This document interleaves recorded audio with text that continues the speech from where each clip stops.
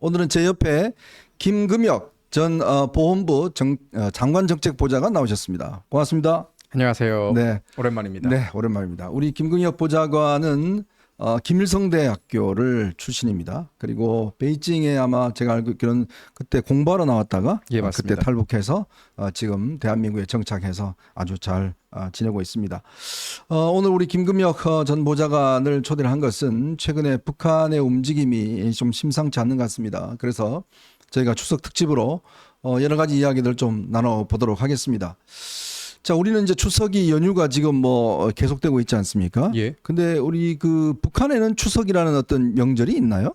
있죠. 아, 있습니까? 네, 북한에서도 추석은 상당히 중요한 비중을 차지하는 네. 명절입니다. 왜냐하면 잘 아시는 것처럼 북한에는 명절이 뭐 김일성 생일이나 뭐 김정일 그렇죠. 생일이나 이런 어떤 우리는 쇠지 않지만 북한에서만 쇠는 그런 명절들이지 네. 않습니까? 근데 그런 명절들 이외에 뭔가 남북한이 공통적으로 함께 뭔가 정서를 공유할 수 있는 명절은 추석이나 뭐 설 이 정도밖에 없습니다. 그래요. 네, 그리고 또 북한은 그 주말에 토요일을 쉬지 않습니다. 토요일 일을 하는군요. 예. 주 6일째. 그렇죠. 네. 그러다 보니까 이제 몇 안 되는 그런 명절이 굉장히 북한 사람들한테는 휴식을 취할 수 있는 몇 안 되는 명절 중에 하나거든요. 그래서 추석은 굉장히 중요하고 보통 북한은 뭐 하루 정도 쉬는데 추석 같은 경우에는 이틀 쉬기도 네네. 합니다.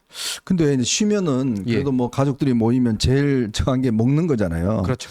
저도 이제 북한을 몇 번 갔다 왔습니다만 예. 참 먹는 거가 참 굉장히 요즘은 더 어렵다고 그러더라고요. 근데 예, 추석 때 맞습니다. 되면 가족들이 모이고 하면 근데 추석 때 예를 들어서 뭐 평양에 살면 예. 다른 지역에 있는 가족들이 왔다 갔다 할 수 있나요? 제가 그런 경우는 보지 못했고요. 어. 보통 평양 사람들은 그 묘소라든가 뭐 유골이라든가 이런 것들이 다 평양 근처에 네. 보관이 되어 있고. 김 보좌관도 평양에 사셨죠? 예, 그렇습니다. 그래서 평양 사람들은 보통 오봉산이라고 부르는 산이 있는데 예. 평양 근처에 그 어. 오봉산에 이제 그 대규모 묘소 단지가 이렇게 형성되어 네. 있습니다. 그래서 추석만 되면은 그 오봉산으로 가는 행렬이 정말 길게 늘어지는 그런 장관을 볼 수가 있고요.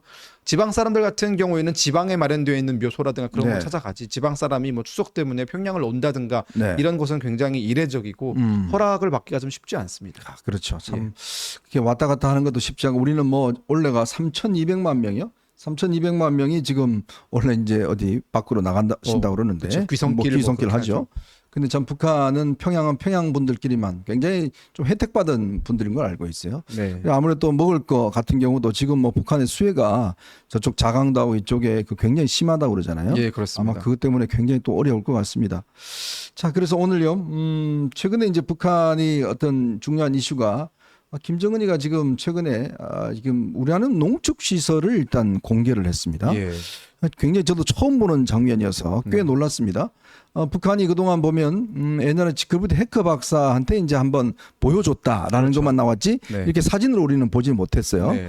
근데 지금 미국 대선이 한 50일도 안 남았지 않습니까? 예. 자, 이런 시점에 김정은이 저 시설을 공개했는데 그 감독님 사진 한번 보여주실까요? 이게 이제 우라늄 농축 시설에 가서 북한에 우라늄이 꽤 많죠. 우라늄이 상당 자연 상태로 매장량이 좀 꽤 네. 있는 걸로 알려져 있습니다. 북한이 제가 알기로는 뭐 러시아나 뭐 몇몇 국가 이제 우라늄 국가 나오는 국가들이 있는데 북한이 꽤 우라늄이 많은 걸로 예, 알고 맞습니다. 있어요. 근데 저 시설 뭐 우리 김 보좌관은 당연히 못 보셨겠죠. 저도 처음 보는 사진입니다. 네. 예. 저게 이제 지금 아마 지역이 어딘지는 특정이 안 됐습니다만은 강선이라고 알려져 있는데 강선은 어디쯤입니까? 강선은요, 평양 남부 지역이고 평양 남부. 대동강 줄기를 따라서 조금 내려오다 보면은 평양과 남포 사이에 위치하고 있는 강선군이라는 것입니다. 네. 강선은 또 다른 어떤 하나로 유명한 곳인데 강선 제강소가 있습니다. 제강소. 예, 그 강선 제강소가 한때 북한에서는 최대 규모의 제강소였고 네. 그 6.25가 끝난 이후에 김일성이 이제 북한의 그 전후복구 사업을 지도하면서 가장 많이 찾아갔던 곳이 강선 제강소입니다. 꽤 우리 양질의 포스코 철을 같은 거네, 그죠? 그렇죠. 꽤 네. 양질의 철을 뽑아내는 곳이고 현재도 북한의 어떤 공업에서 큰 어떤 역할을 수행하고 있는 제강소 중에 하나입니다.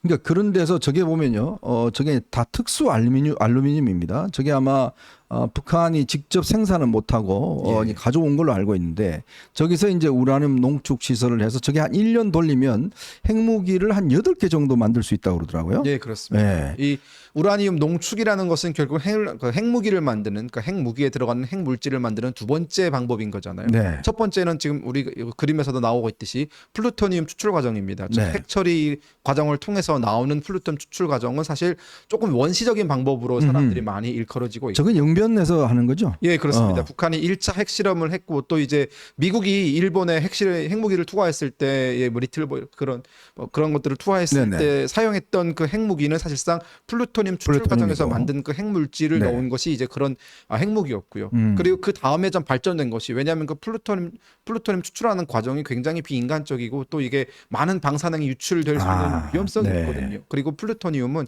반드시 핵실험을 거쳐야 됩니다. 작동하는지 안 하는지 여부를 가리기 위해서. 하지만 우라늄 농축 같은 경우에는 핵실험을 굳이 하지 않아도 핵무기를 만들 수 있는 방법이기 때문에 많은 나라들이 이제 핵무기를 만드는 나라들이 우라늄 농축 방식을 선호하기 시작했고, 네. 북한 역시 2006년에 처음 핵실험을 했을 때에는 플루토늄을 추출하는 방식으로, 그러니까 그 핵물질을 재처리하는 과정에서 이제 만드는 그 핵물질을 가지고 핵무기를 만들었다면 네. 그 다음부터는 북한이 한 2009년부터 공개적으로 얘기를 했을 거예요. 이제는 본인들도 고농축 시설, 우라늄 농축 시설에서 나오는 그런 핵물질을 가지고 핵무기를 만들겠다라고 네. 공개적으로 선언을 했는데 한 번도 그것을 만드는 과정이라든가 뭐 공장이라든가 그런 것들이 공개가 된 적은 없었거든요. 네. 그러다가 이번에 갑자기 부지불식간에 공개를 해버리면서 지금 많은 이목을 끌고 있습니다. 저는 저 장면을 보면서요. 우리가 문재인 정부 때 예. 당시에 이제 북미 회담 뭐 이걸 이제 주선하면서 예. 북한은 핵무기를 만들 의지가 없다.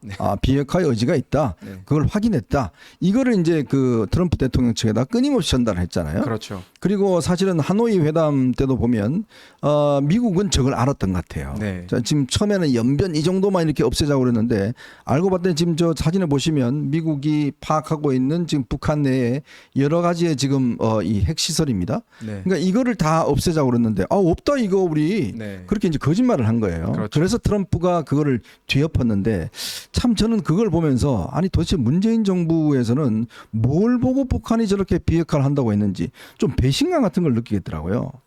저는 사실 알면서도 모른 척한 것이 아닌가. 알면서도 북한의 어떤 뭐 그런 비핵화의 의지가 없다라는 것은 사실 삼척동자도 다 아는 사실이고, 네. 북한은 한 번도 본인들이 완벽한 비핵화를 하겠다라고 선언한 적이 없습니다. 북한은 항상 뭐 트럼프 대통령 그 1기 집권기에도 항상 북한이 얘기했던 것은 핵 군축이었고, 그렇죠. 그러니까 책임이 있는 핵 보유국으로서 이제 본인들도 어떤 일정의 책임감을 가지고 핵무기를 줄여나가는 것에는 합의할 그 의사가 있지만 뭐 핵무기를 완전히 폐기한다든가라는 그런 핵무기가 없던 시절로 돌아가는 것에 대해서는 북한도 완벽하게 예스라고 한 적이 없거든요. 네. 하지만 그것에 대해서 우리가 뭐 북한의 그런 확실한 확답을 듣지 못했음에도 문재인 대통령을 비롯한 당시 친문 정부는 그것에 대해서 이제 본인들 상상의 나래를 펼친 것 아닙니까? 그렇죠. 우리가 이렇게 허위적으로 그리고 선의의 어떤 뭔가 조치를 취해주면 북한이 그에 맞는 어떤 대응, 즉 뭐 본인들이 원하는 그런 비핵화에 응해줄 것이다라는 네. 그런 어떤 상상을 가지고 지금 국가 정책을 밀고 나간 것이기 때문에 결국은 그 이번에 그 회고록 공개되지 않았습니까? 맞습니다. 맥마스터의 네. 그 회고록을 보면은 막 우리는 아직 탄도 미사일이라고 부를 준비도 되어 있지 않다라는 그런, 그러니까 맞아요. 펜스 대통령이 바로 뭐라고 했습니까? 정의용이 그렇게 이야기했다고 네, 그랬죠. 펜스 대통령이 아니 당신들이 그걸 뭐 탄도 미사일이라고 부를 준비가 되어 있든 되어 있지 않든 그것이 탄도 미사일이라는 사실에는 변함이 없다. 그렇죠. 라는 정말 명쾌한 대답을 하지 않았습니까? 네. 그만큼 문재인 대통령이 당시 북한에게 뭐 원했던 것이나 혹은 대북 정책은 너무나 허구에 기초한 것이었다. 본인들의 어떤 희망사항에 기초한 것이었지 어떤 현실에 기반한 것이 전혀 아니었다라는 것이 이렇게 드러나고 있는 겁니다. 참 보면요, 북한은 저렇게 이제 과실한 게 결국 김정은이 자기가 했던 말이 거짓말이었다는 것을 저 장면을 통해서 저는 인정한 거로 봐요. 그렇죠. 우리 이렇게 지금 만들고 있었어. 네. 너네들 몰랐지? 뭐 이런 거를 지금 이제 과시적으로 보여주고, 올 내에 한 8개 정도 더 만들 거야. 라는 것들을 이제 공개적으로 이야기해서, 자, 미국의 대통령이 누가 되든 간에, 우리 저기 핵보유국 인정해줘. 우리가 그러고 이 대화 상대를 인정해줘. 라는 것들을 이제 지금 미국을 향해서 좀 메시지를 던지기 위해서 예. 저는 의도적으로 낸 건데 사실 미국은 저거 인정할 수가 없지 않습니까? 그러면 NPT 체제가 무너지니까 말이죠. 네. 그러면 제가 볼 때는 아마 김정은 입장에서 보면 핵을 점점점 더 고도화하지 않을까라는 생각이 많이 들어요. 네.